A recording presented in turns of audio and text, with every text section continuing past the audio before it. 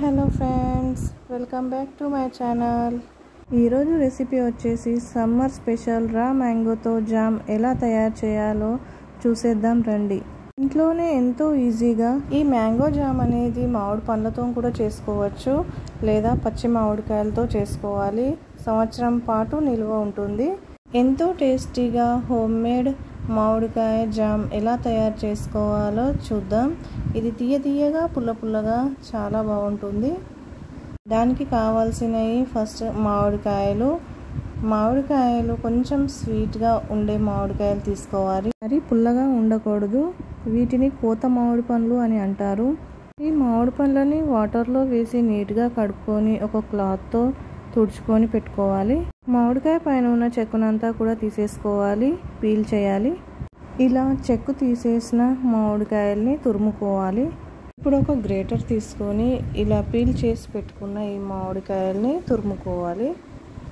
ఇలా తురుముకున్నా పర్వాలేదు, లేదా మామిడికాయల్ని చిన్న ముక్కలుగా కట్ చేసి మిక్సీలో వేసి మెత్తగా గ్రైండ్ చేసుకున్నా పర్లేదు.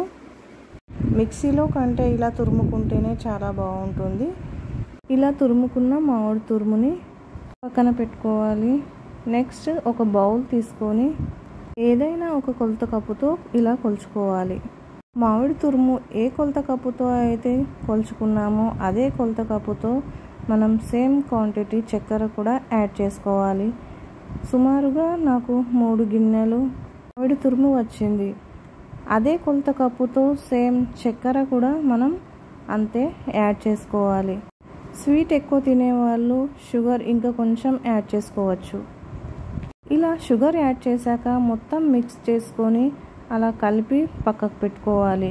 ఒక హాఫ్ అన్ అవర్ తర్వాత స్టవ్ పైన మూకుడు పెట్టుకొని ఇలా మనం అందులో ఈ మొత్తం మిశ్రమాన్ని పోసేసి హై ఫ్లేమ్లో ఫస్ట్ 5 మినిట్స్ అలా కుక్ చేసుకోవాలి. ఆ తర్వాత స్టవ్ సిమ్లో పెట్టేసుకొని కుక్ చేసుకోవాలి. ఫస్ట్ లూజ్గా ఉన్న జామ్ ఇలా మెల్లమెల్లగా థిక్గా అవుతుంది. ఆ తర్వాత కొంచెం విలాయచీ పౌడర్ యాడ్ చేసుకొని మిక్స్ చేసుకోవాలి. ఒక 20 నిమిషాల పాటు లో ఫ్లేమ్లో ఇలా థిక్గా అయ్యేంత వరకు కుక్ చేసుకోవాలి.